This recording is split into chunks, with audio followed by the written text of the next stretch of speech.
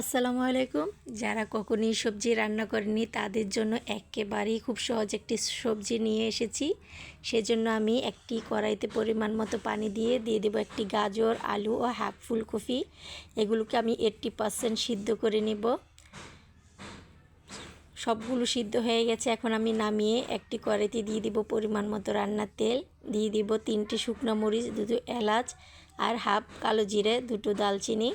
আপনারা চাইলে এখানে পাঁচফোড়নটাও ব্যবহার করতে পারেন আপনাদের পছন্দ মতো। এখন এখানে দিয়ে দেব বড় সাইজের একটি পেঁয়াজ কুচি। পেঁয়াজটাকে 2 মিনিট রান্না করে নেব।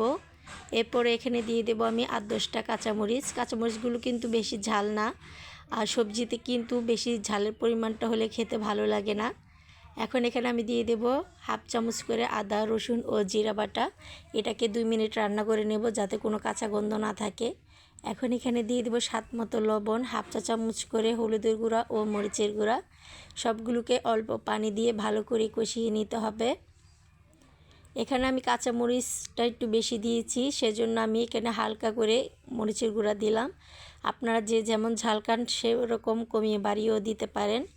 সবগুলো যখন কষানো হয়ে যাবে দিয়ে দেব একটি কিউব করে কাটা টমেটো। আর সবজিতে টমেটোটা দিলে খেতে খুবই ভালো লাগে। এখন এখানে দিয়ে দেব সিম ও মিষ্টি কুমড়া। আপনারা চাইলে এগুলো ভেজেও নিতে পারেন, কিন্তু আমার কাছে মনে হয় সবগুলো এভাবে কষিয়ে রান্না করলে খেতে খুবই ভালো লাগে। 2 মিনিট কষানোর পরে এখানে আমি যে সিদ্ধ করে রাখা সবজিগুলো ছিল সবগুলো দিয়ে দিয়েছি। এখন এটাকে আমি 5 থেকে 6 মিনিট খুব ভালো করে কষিয়ে নেব। 5 থেকে 6 মিনিট খুব ভালো করে কষিয়ে নেওয়া হয়ে গেলে এখানে আমি দিয়ে দেব অল্প পানি। দেখুন এখানে যতটা পানি ছিল সবগুলো পানি শুকিয়ে নিয়েছি।